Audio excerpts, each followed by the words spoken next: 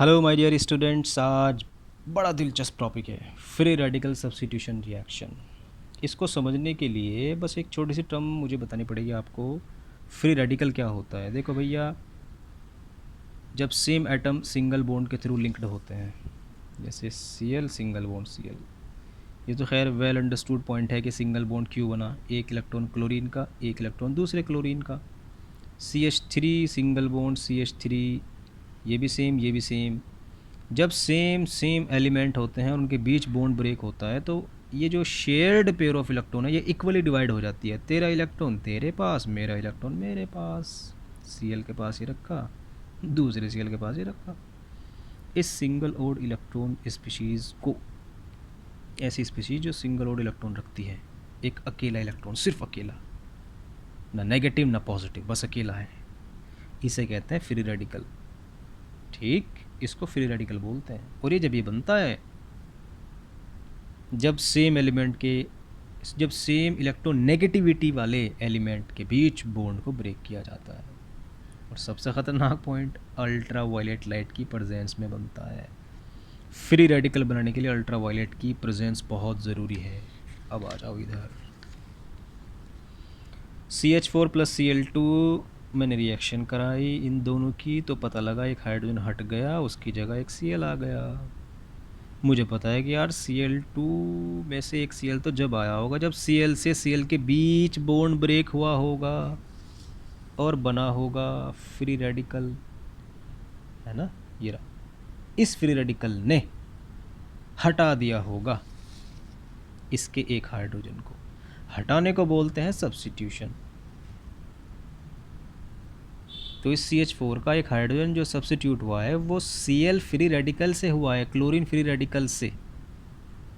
तो इस रिएक्शन में जिसमें सब्स्टिट्यूशन हो रहा हो फ्री रेडिकल के through, free radical substitution reaction, ऐसी रिएक्शन जिसमें सब्स्टिट्यूशन फ्री रेडिकल के थ्रू होता हो। The reaction in which substitution takes place through free radical is called free radical substitution reaction. इसमें CH4 का एक हाइड्रोजन Cl से हट गया, Cl के थ्रू हट गया। देखो क्या चीज़ दिखाई मैंने, है ना। इसमें एक बड़ा क्वेश्चन है खतरनाक वाला, भाई ये समझ में आ गया, ये समझ में आ गया, थोड़ी बहुत अमाउंट इसकी भी मिलती है हमें,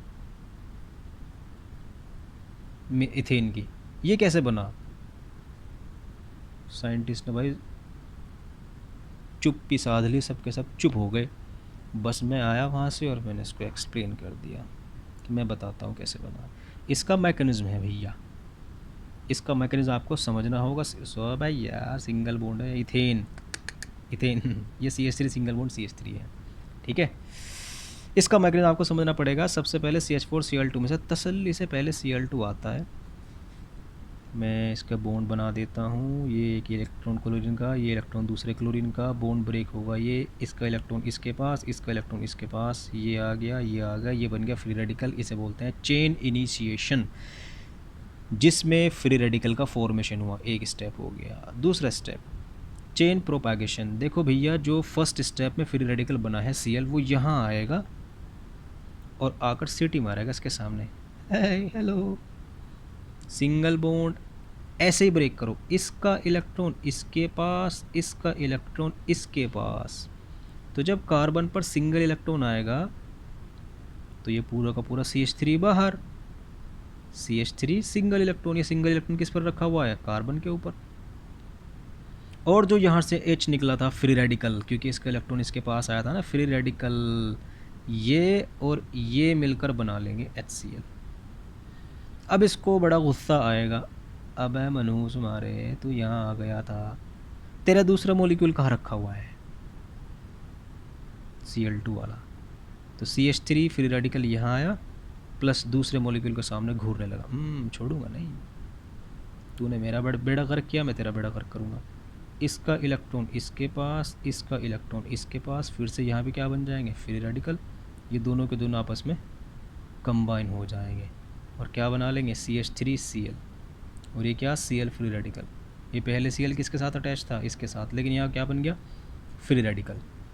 अब ये इसको, इस स्टेप को रिपीट करेगा, फिर से CH4 पर अटैक करेगा, फिर CH3 फ्री रेडिकल बनेगा, और वो फिर से Cl सिंगल बॉन्ड Cl पर, इस तरह चेन चलती रहेगी, प्रोपैगेट होती रहेगी, लंबी होती रहेगी। कहीं ना कहीं तो ख़ात्मा होगा इसका, कहीं ना कहीं तो इसका ख़ात्मा होगा और कहीं ना कहीं से इसमें आत्मा निकलेगी। क्यों? Cl मानता नहीं, ये CH3 फ्री रेडिकल बनाता है, CH3 फ्री रेडिकल नहीं मानता, ये Cl फ्री रेडिकल बनाता है। तो कहीं ना कहीं बार बार बार बार बार बार कहीं ना कहीं जाकर इनके ये स्टेप्स ख़त्म हो जाएंगे, और वो है थर्ड स्टेप, चेन टर्मिनेशन।